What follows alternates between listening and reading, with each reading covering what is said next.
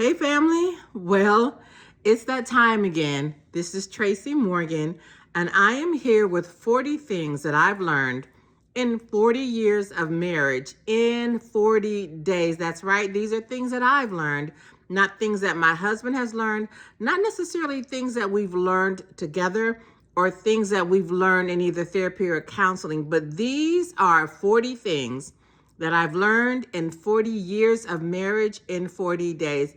And a big shout out to those who have joined me in sharing one of the things that they've learned in their marriage journey. Today it's me, and I'm going to share one of the things that I've learned in 40 years of marriage in 40 days.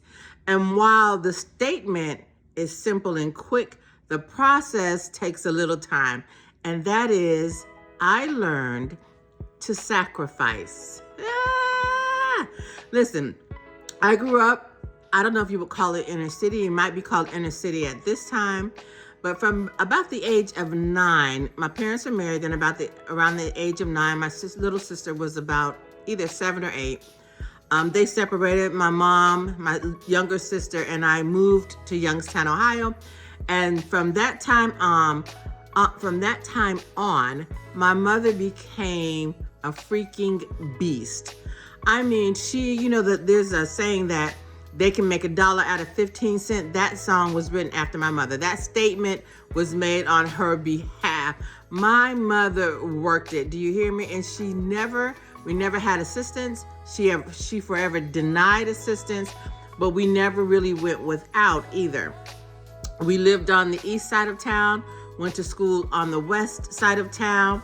We performed above average, both academically and physically or in sports. And so I watched my mother work like a dragon. And yet we weren't lacking. She made all of our sports games. She made all of our academic events. She just was a beast.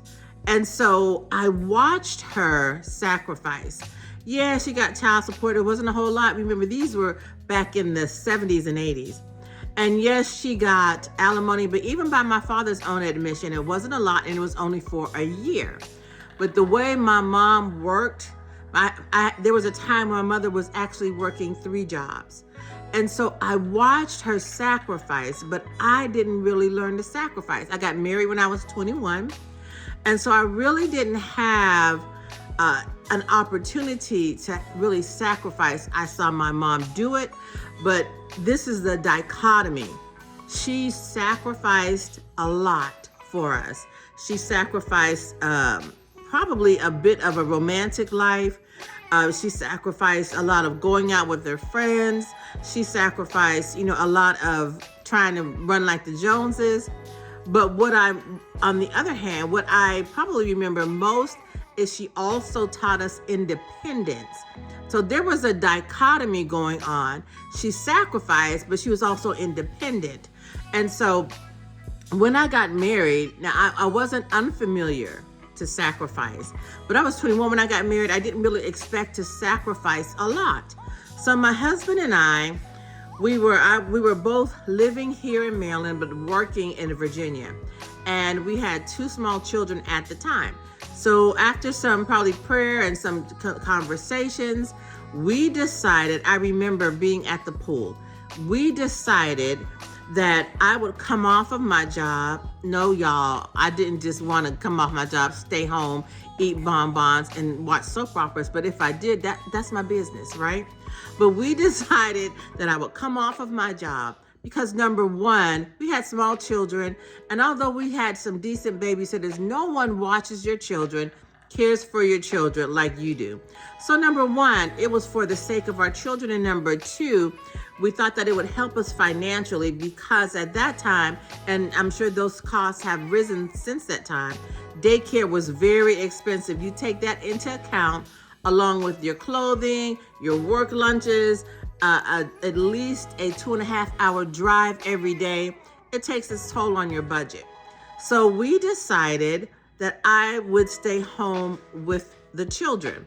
So you said, well, Tracy, you had it easy. What did you sacrifice? Listen, I sacrificed a steady income. I sacrificed a work social life. I sacrificed adult conversation. I sacrificed the kind of self-fulfillment you get from working a corporate job. I sacrificed clothing. I sacrificed shoes. I sacrificed nails. I remember looking at my girlfriends and they had their nails done, and they had on the cutest clothes, and I had to shop at the Kmart up the street. Now listen, I it's not like I'm grieving those days, because we did what it took. On the other hand, I was able to be home with my children. I was able to walk them to school and walk them back home. I was able to participate with their school activities. I was able to stand up the first and maybe only cultural PTO that they had. So there were some payoffs, but this is the key.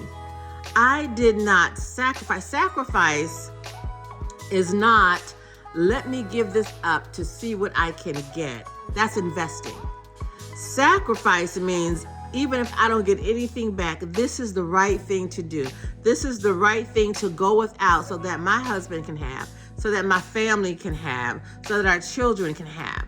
And so all those sacrifices came at a cost. I remember distinctly being home and we had fallen behind on our bills, but we knew that we had heard the Lord. The creditors didn't know that we heard the Lord. The creditors didn't care if we had heard the Lord. And I remember distinctly looking out the window one day and getting a call from a creditor, and I'm already ticked off. And I say to them, at this time, we hadn't had the second child. I was pregnant with the second child.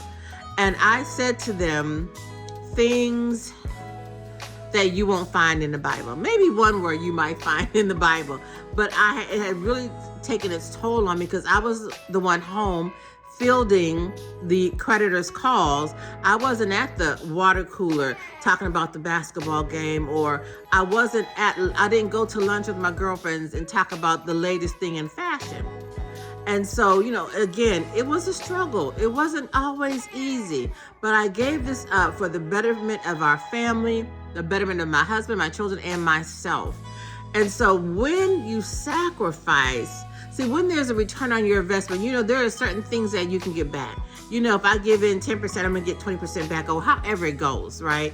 But when you sacrifice, when you give something up, if there wasn't a demand placed on me to do it, there wasn't you must do this, there wasn't a mandate to do it, but it was something that we decided to do together. And when you sacrifice these kinds of things in the name of the Lord, or from the heart of the Lord, or because you believe this is something that God, or this is something that God directed you to do, God can bless you however He wants to. It doesn't have to be an equitable blessing. And so you don't do it to get the blessing. Again, that's investing. But you do it because this is your heart, or this is the heart of God. And so listen, again, I wasn't new to sacrifice, and I'm not going to stop sacrificing. This is the life that we lead. This is the life that now, don't get it twisted. My husband sacrifices too, but this is my video. And so I will never stop sacrificing for something that I believe the Lord would have me to sacrifice. Yes, I did it then. Yes, I do it now. Yes, I will continue to do it as long as the Lord calls for it or our marriage calls for it. So my lesson today is, one of the things that I've learned in 40 years of marriage, in 40 days, is to sacrifice. Let me know if you've learned that same lesson. I'll talk to you tomorrow. God bless.